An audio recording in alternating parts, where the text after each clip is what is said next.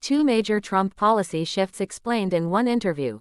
Former President Donald Trump's politics are mostly focused on himself, as opposed to an ideology, but two notable evolutions this week, on Social Security and TikTok, spotlight something new.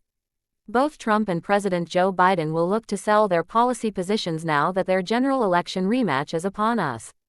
Biden, for instance, has shifted on border policy, a calculated shift to address the border crisis and also triangulate support away from Trump. But Trump's comments on TikTok and Social Security, both in an unfettered interview on CNBC, suggest not calculation, but confusion about Social Security and ambivalence about TikTok. On Social Security, Trump referred to cuts. Trump spent the primary and much of his political career promising to protect benefits at all costs, a switch for Republicans who have long been warning about deficit spending. Social Security was a top issue during the Republican presidential primary, when Trump attacked his GOP opponents, accusing them of wanting to take Social Security benefits away from older Americans. It's not now clear what exactly Trump's position is. In an ad-libbed and meandering answer during a telephone interview broadcast on CNBC, Trump seemed to suggest that he was open to cutting Social Security. Here's the relevant portion of Trump's exchange with CNBC's Joe Kernan. Kernan, it's almost a third rail of politics. And we've got to what a $34 trillion total debt built up and very little we can do in terms of cutting spending. Discretionary is not going to help. Have you changed your outlook on how to handle entitlements Social Security, Medicare, Medicaid, Mr.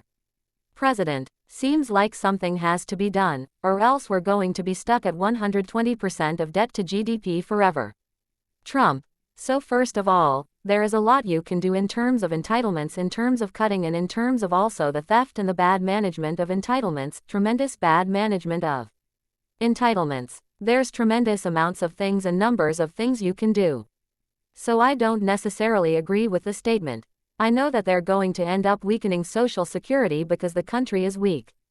Trump's long answer bounced from there to touch on the stock market, the need to drill for more oil in the U.S., inflation, and how he feels he doesn't get enough credit for the economy or efforts to eradicate the terror group ISIS during his presidency. The gist, which President Joe Biden's campaign was very quick to jump on, is that Trump is not always dismissive of cutting entitlements.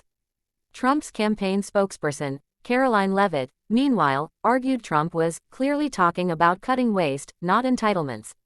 It's not the first time Trump has struggled to both stick to his populist pledge to protect Social Security and also acknowledge the spiraling national debt, as CNN's Abby Phillip pointed out. Trump's Social Security comments may have just been an inarticulate answer, although social safety net spending should presumably be something a presidential candidate is prepared to talk about, especially if he made it a top issue of his primary campaign. His answer also did nothing to address Kernan's larger question about Social Security and Medicare's insolvency crisis. The U.S. government is on an unsustainable path, according to both the Federal Reserve and the Treasury Department. The only presidential candidate who was seriously talking about reforming safety net spending this year, former South Carolina Governor Nikki Haley, was beaten by Trump in part for talking about it. On TikTok, Trump's flip is more obvious and more complete. As president, he issued executive orders that would have forced ByteDance, TikTok's China-linked parent company, to divest the popular social media app, part of a larger anti-China effort during his time in the White House. The effort was stopped by federal courts as his term ended, although ByteDance did move to enact something it calls Project Texas, meant to keep U.S. users' data away from China. That effort is not yet fully implemented. The U.S. intelligence community has long warned that Chinese ownership of TikTok poses a national security threat. But the app continues to grow in the U.S., where 170 million Americans use it.